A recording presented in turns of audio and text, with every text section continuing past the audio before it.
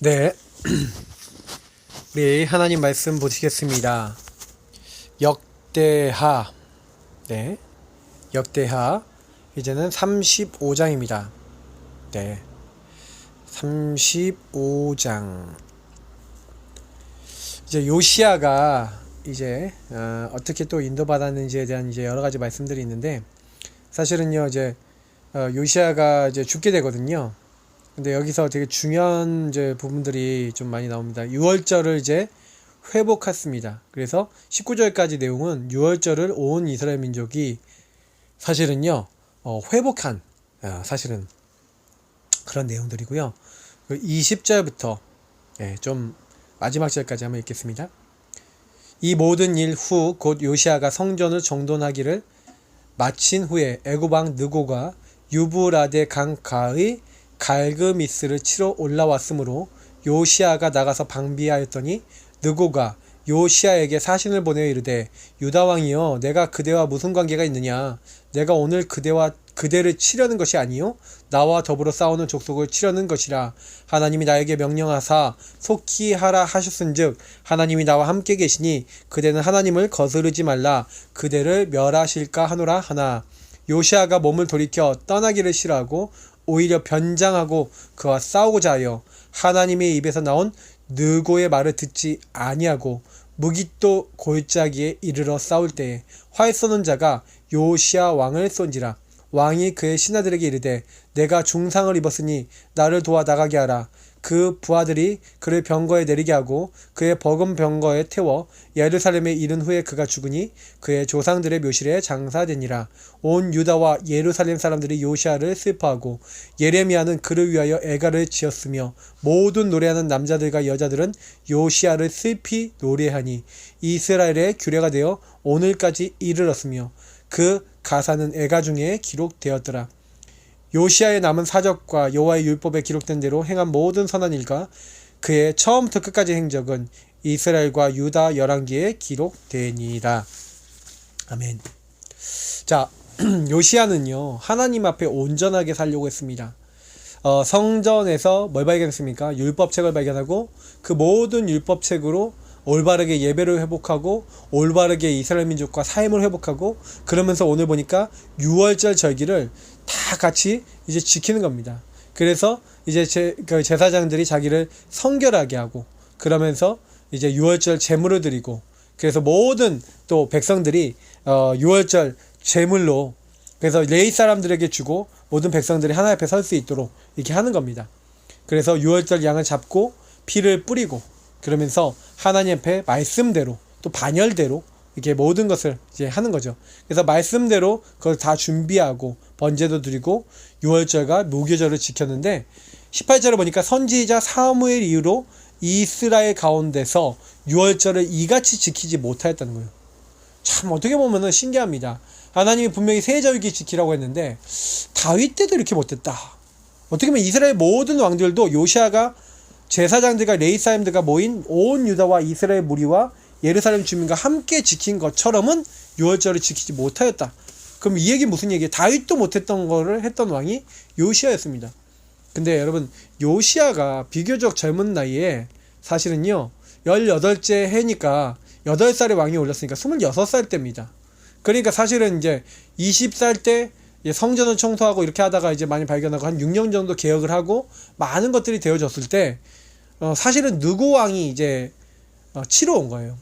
근데 사실은 성경이 또 어떻게 얘기하고 있냐면 왜 그러면 요시야 왕이 이렇게 빨리 죽게 됐냐라고 하는 부분에 대해서 사실은요 우리가 좀 궁금하지 않습니까? 여러분 어떻게 생각하십니까? 저는 사실은요 이 요시야 왕을 하나님이요 이렇게 빨리 이렇게 죽게 하신 이유가 뭐냐면 하나님의 그 계획이었어요. 계획. 왜냐면 내가 유다도 내 앞에서 이제 물러나게 하고 이 예루살렘과 내 이름을 거기 두려 한 이 성전에 버리리라고 하나님이 이미 말씀을 하셨거든요. 그 말씀을 하나님 성취시켜야 되는데 요시야가 너무 잘 섬기는 거야. 그러니까 이제 요시야 때는 이제 그 일을 안 하는 겁니다. 그러나 또 이제 그 다음 세대에서 또 하나님을 잊어버리는 세대가 또 나와버리는 거죠. 그래서 사실은요 하나님이 왜 이런 일을 허락하시냐면 하나님의 언약을 성취하기 위해서 사실은 이제 요시아가 그 느고 왕하고 싸우게 하시는 겁니다. 그래서 느고 왕의 입을 통해서 말을 듣게 하시잖아요. 나는 너와 싸우려는 게 아니다라고 하는데 괜히 이제 느고 왕하고 싸우려다가 사실은요 왕이 이제 중상을 입고 이제 요시아 왕이 중상을 입고 이제 죽게 되는 겁니다. 어떻게 보면 좀 나중심에 어떤 이제 다윗 왕처럼 뭔가 전쟁의 어떤 승리한 어떤 그런 자기의 어떤 공적을 좀 갖고 싶고 막 이랬을 수도 있어요. 그러나 하나님은요 어쨌든 하나님의 말씀을 이루고 하나님의 계획을 이루기 위해서 요시아를 좀 일찍 불러가셨습니다. 좀 안타까운 일일 수도 있겠지만 하나님 계획을 이루시기 때문에 그렇습니다. 그래서 결국엔 유다는 이후에 이제 멸망하는 이제 수순으로 이제 가게 되지만 여러분 그런 이제 마지막에 어떤 유다 왕국의 마지막 모습을 보면서 하나님이 사실은요 이렇게 하나님을 섬기는 이렇게 왕들도 이렇게 히스기야나 요시아 같은 왕들도 이렇게 허락하셨었고 많은 유다 왕들 중에 하나님 섬기는 사람들이 많이 있었습니다. 그렇기 때문에 여러분 그 이후에 또 요시아 이후의 세대가 또 이제 변한다. 그러니까 저는 어머니를 자꾸 강조하는 이유가 거기 있습니다. 그러니까 제 아버지들 중요한데 아버지 신앙이 좋아도 엄마만큼 못해요. 엄마만큼 아이들에게 영향 줄 수 있는 사람이 없어요. 그래서 엄마들이 여러분 복음을 좀 바르게 붙잡아야 됩니다. 근데 엄마들이 내가 얼마나 중요한 사람인가에 대해서 그 가치를 이제 모르시면요 안 돼요. 그래서 항상 어머니들이 나 한 명이 중요하다. 제일 중요한 가정 안에 중요한 사람은 엄마입니다. 그래서 엄마가 복음으로 바로 서면요 보통 이제 바르게 서요. 아빠도 안 되냐? 아빠도 됩니다. 근데 엄마가 영향력은 좀 더 크죠. 아이들하고 밥도 먹고 생활도 같이 하고 하니까요. 유대인들은 아버지가 아들들을 직접 데리고 이렇게 뭔가 메시지 주고 이렇게 하는 시간이 있어요. 저도 이제 계속 기도하고 있는 부분들인데 아이들에게 양육할 수 있는 시스템을 놓고 기도하고 있습니다. 저는 이제 다음 주부터 좀 시작해야 되겠다 지금 준비를 하고 있어요. 아이들을 양육할 수 있는 그래서 풀어쓴 구원 얘기를 좀 더 풀어서 초등학생들은 좀 더 풀어서 하고 중학생 때부터는 원래 그 내용들을 하면 될 것 같다. 그래서 아이들이 풀어쓴 구원의 길과 그걸 통해서 말씀을 나누고 아이들이 이제 포럼할 수 있는 주제들을 이렇게 줘서 정리할 수 있는 어떤 그런 것들을 자료를 좀 만들려고 합니다. 그래서 어떻게 보면은 이게 풀어쓴 구원의 길을 통해서 하나님에 대해서 알고 하나님이 누구신지 포럼도 해보고 이게 인간에 대해서 말씀받고 인간은 누구인지 또 포럼도 해보고 이런 이제 시간을 좀 가질 필요가 있겠죠. 자, 그래서 굉장히 중요한 부분들입니다. 우리 성도님들께 많이 얘기 드리고 싶은 거는요. 내가 결국에는 정말 하나님의 언약을 마음에 갖고 있냐, 내 자녀에게 언약을 줄 수 있겠냐 항상 질문하셔야 됩니다. 내가 먼저 개인화 됐냐 이제 이 질문이죠. 내가 먼저 복음을 누리고 있냐, 내가 먼저 그리스도 안에 들어가고 있냐 이겁니다. 사실은 사단이 여러분들 자꾸 속이고 있는 겁니다. 여러분 가문의 흐름, 영적인 흐름 속에서 자꾸요 네 가지 그 병에 빠지게 만드는 겁니다. 자꾸요 까병에 빠지게 만드는 겁니다. 자꾸요 정말 척병, 순병, 탑병에 빠지게 만드는 겁니다. 복음 아닌 거에 빠지게 만드는 거예요. 그러면 자꾸요 거기에 얻어 걸리시면 안 됩니다. 그거에 얻어 걸리지 말고 그거를 뒤집을 언약을 잡아야 되는데 제가 이번 돌아온 주일에 성령 충만과 이 부분을 이제 넘어설 수 있는 언약에 대한 이제 부분에 대한 좀 메시지를 좀 하려고 기도하고 있습니다. 그래서 조금 약간 자세히 보실 필요가 좀 있다고 생각을 해요.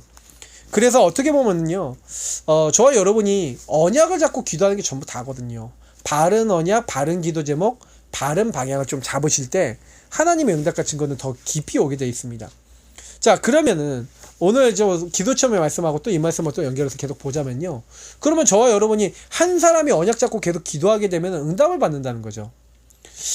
그러니까 여러분 오늘 이 무화과나무 사건이 뭡니까? 마가복음 이제 11장에 있는 건데 여러분 이제 무화과나무 이 사건 이 말씀 본문 한번 같이 읽어볼게요. 마가복음 11장 20절에서 25절. 왜 이 말씀이 있냐면요. 되게 중요한 말씀이 있습니다. 자, 그들이 아침 지나갈 때 무화과나무가 뿌리채 마른 것을 보고 왜 이 뿌리채 말았습니까? 예수님이요 그 앞에 되게 말씀에 되게 중요한 것이 있어요. 12절에 보니까 예수님이 시장하셔서 멀리서 잎사귀에 있는 한 무화과나무를 보시고 그 나무에 무엇이 있을까요? 가셨더니 가서 보신즉 잎사귀 외에 아무것도 없더라. 이는 무화과 때가 아님이라. 때가 아니라고 돼 있죠. 근데 예수께서 나무에게 말씀하여 이르시되 이제부터 영원토록 사람이 내게서 열매를 따먹지 못하리라 하시니 제자들이 이를 듣더라. 예, 그러면서 이제 20절에 보니까 나무가 마른 거예요. 베드로가 생각이 나서 여짜오되 라삐여 보소서 저주하신 무화과 나무가 말랐나이다. 예수께서 그들에게 대답하여 이르시되 하나님을 믿으라. 내가 진실로 너에게 이르노니 누구든지 이 산은 더러 들리어 바다에 던져지라 하며 그 말하는 것이 이루어질 줄 믿고 마음에 의심하지 아니면 그대로 되리라. 그러므로 내가 너에게 말하노니 무엇이든지 기도하고 구하는 것은 받은 줄로 믿으라. 그리하면 너에게 그대로 되리라. 서서 기도할 때 아무에게나 혐의가 있거든 용서하라. 그리하여 하늘에 계신 너희 아버지께서도 너희 허물을 사하여 주시리라 하시니라. 이런 내용이죠. 자, 그러면 여러분 정확한 언약을 붙잡는 건 정확한 복음을 붙잡는다는 겁니다. 여러분이 힘이 없고 어려워도요, 언약부터 바르게 잡으세요. 복음부터. 왜냐면 내가 왜 힘이 없습니까? 하나님이 허락하신 거예요. 복음을 바르게 잡은 사람은 절대 주권 잡습니다. 하나님 지금 왜 어렵습니까? 어려워야 되니까 어렵게 하신 거예요. 어떻게 보면 저는요, 어려운 상황에서 오직을 배우고 있습니다. 오직 하나님만 바라보고, 오직 언약만 따라가고, 오직 복음 아닌 건 제거하고, 요런 거 배우고 있거든요. 여러분이 정확한 언약 붙잡고 오직이 되시면 하나님이요, 반드시 역사하고 성취해 나가십니다. 예. 그래서 하나님은 뭐예요? 오직 복음 전하는 교회와 개인을 향해 정말로 당연한 축복으로 문제도 허락하십니다. 사건도 허락하십니다. 여러 가지 안 되는 것도 하나님이 허락하십니다. 예. 그래서 저와 여러분이 이 사실을 아시고요. 나는 먼저 뭐 하면 돼요? 언약 붙잡고 영적 축복을 누리기만 하면 됩니다. 라는 이걸 여러분 좀 더 주의 깊게 생각해 보세요. 그러면 여러분이 문제 가운데 당연히 이 문제가 왜 왔냐? 했을 때 그때 뭐예요? 이 문제는 이 부분을 나에게 갱신시켜 주시기 위해서 하나님 내게 허락하신 거구나 하고 언약 잡고 기도하면 넘어서진다는 얘기예요. 그러니까 이 말을 여러분 잘 이해를 하셔야 됩니다. 언약 잡고 기도하는 게 뭔데요? 그러면 그 문제의 원인을 잘 보셔야죠. 하나님이 얼마나 나 중심, 물질 성공 중심, 복음 아닌 것 중심으로 내가 잘못된 게 들어와 있으니 그걸 바꿔주기 위해서 그 사건을 통해 깨닫게 하시는 겁니다. 그래서 제가 질문을 늘 하라는 건 뭐냐면, 문제는 응답이다라는 건 무슨 얘기입니까? 그 문제가 올 수밖에 없잖아요. 당연히 오잖아요. 왜요? 필연적으로 와야 돼요. 나를 갱신시키려면. 그러니까 올바르게 언약 잡게 하려면, 절대적인 하나님 계획 속에 들어가게 하려면 그게 와야 되는 거죠. 그러니까 저와 여러분이 이걸 잘 봐야 된다는 얘기입니다. 그러면 이제 오늘 무화과 나무 사건을 통해서 붙잡아야 될 언약과 받을 응답이 뭐냐? 자, 보세요. 시대적 응답과 절대 응답입니다. 여러분, 시대적 언약을 붙잡으면 반드시 시대적인 응답이 옵니다. 그때 그 당시 시대를 한번 보십시오. 왜 예수님이 무화과 나무 얘기를 하셨습니까? 무화과 나무는 뭘 상징하는 겁니까? 이스라엘 백성을 상징합니다. 이스라엘 백성들은요, 하나님이 복음을 주신 족속이었습니다. 근데 이 복음을 주신 족속들이 열매가 없는 거예요. 복음의 열매를 못 맺고 복음의 결과가 없는 겁니다. 예. 그러니까요, 사실 그때가 이제 때가 아니었다라고 얘기하죠.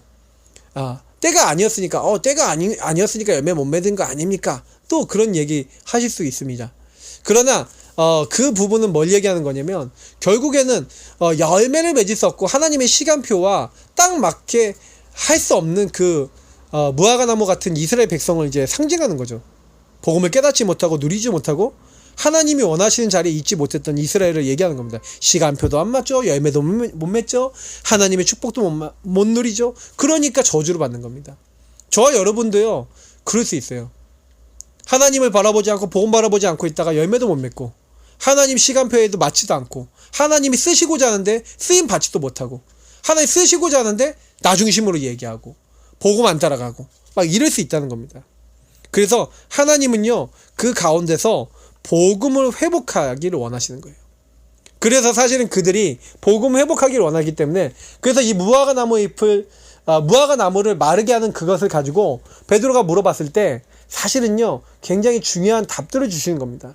왜 저주가 왔습니까? 하나님을 믿으라.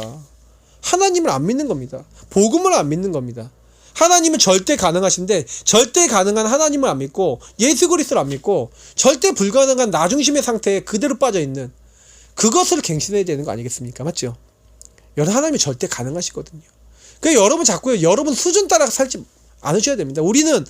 저는 제가 제일 많이 보는 게 자꾸 제 수준으로 생각할 때가 너무 많은 거예요. 내 수준은 이렇고. 근데 어느 날 하나님 제가 제 수준을 버리게 하시더라고요. 저는요 제 수준은 이렇게 될 거야 라고 생각했던 거 많은데 그거 내려놓게 하시는 걸 많이 봅니다. 여러분 그거를 바꾸셔야 돼요. 무슨 일을 만나도 하나님과 하나님의 능력 믿으셔야 됩니다. 하나님은 전능하시고 무한하시다. 마가복음 여러분 10장 27절, 로마서 4장 17절 이런 말씀 기억하셔야 됩니다. 예, 하나님 모든 거 다 하실 수 있다. 사람은 할 수 없지만 하나님으로는 가능하니 하나님이 다 할 수 있어요. 다 바꿀 수 있어요. 그죠? 예, 하나님은 없는 걸 있게 하시고 죽은 자를 살릴 수 있는 창조주 전능자십니다. 그러니까 우리는 하나님 능력 붙잡고 언약 잡고, 그래서 하나님 저는 연약한 자지만 하나님이 역사하시면 저희 안 되는 인생도 바뀔 수 있습니다. 예수가 저의 주인 되시면, 성령이 역사하시면 저는 이것도 할 수 있습니다. 내게 능력 주신 자 안에서 내가 모든 걸 할 수 있습니다. 그러니까 여러분 하나님을 믿으시기 바랍니다. 우리는 하나님을 믿어야 됩니다. 하나님의 능력이면 됩니다. 이것을 정말 고백하셔야 되는데, 여러분 이런 언약을 붙잡고 기도하는 상태 자체가 응답 중에 응답이에요. 절대 응답. 대부분 사람들은요 응답 오기 이전에 절대 응답이 없습니다. 뭐예요? 하나님이 이미 나의 인생에 함께 하시고 인도하시고 역사하시고 하나님이 모든 길을 여실 거라는 그런 믿음이 없어요. 그러니까 기도 안 합니다. 아니 기도 못 합니다. 아니 기도 안 됩니다. 왜요? 하나님을 안 믿으니까 기도가 안 되는 거예요. 그래서 여러분 기도 안 된다는 거는 뭐예요?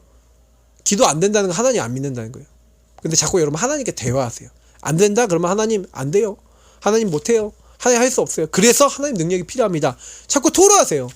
하나님이 하시면 됩니다. 하나님이 하셔야 될 이유 꺼내놓고, 사네립에게 히스기야가 편지가 와서 사네립에게 온 편지를 여호와 앞에 꺼내놓고, 하나님 살아계신 하나님 이 사네립이 하는 말을 들으시옵소서 하면서 하나님 앞에 토로했던 것처럼 재판장 앞에, 주권자 앞에 여러분의 사정과 내용을 꺼내놓으시고 절대 주권자가 행하여 달라고 기도하시기 바랍니다. 그게 전부 다입니다. 그러면 두 번째 뭐가 됩니까? 문제 해결의 언약. 다시 말하면 뭡니까? 복음 전해야 할 현장이 있어요. 그죠? 그리고 복음 전해야 될 교회가 있습니다. 근데 현장은 죽어갑니다. 교회는 힘을 잃어갑니다. 사탄의 놀이터가 돼서 유럽 교회는 이미 팔려서 없어지고 있고요. 이제는 어떻게 됩니까? 나이트가 되고요. 이슬람 사원이 되고 있습니다. 미국도 마찬가지입니다. 점점 교회가 문을 닫고 있습니다. 한국도 그럴 겁니다. 그러니까 여러분 이 사실에 영적 눈을 뜨고 교회들을 많이 세우셔야 돼요. 복음 전도 되어지고 복음 전도 할 수 있는 목회자와 성도들과 팀이 돼서 교회를 파송해야 됩니다. 그래서 여러분 우리가 이 사실을 영적 눈으로 바라보고, 그래서 어떻게 해야 됩니까? 조금요 수용이 안 되는 거예요. 자꾸 율법, 정죄, 판단. 그러니까 여러분 용서한다는 건 뭡니까? 수용한다는 거죠. 근데 수용만 하면 안 돼요. 같은 수준 되니까 초월해야 됩니다. 그래서 여러분 현장을요 여러분 못 품는다라는 거는 우리가 뭐 때문에 그래요? 그 현장을 품을 수 없는 내 상태 때문에 그래요.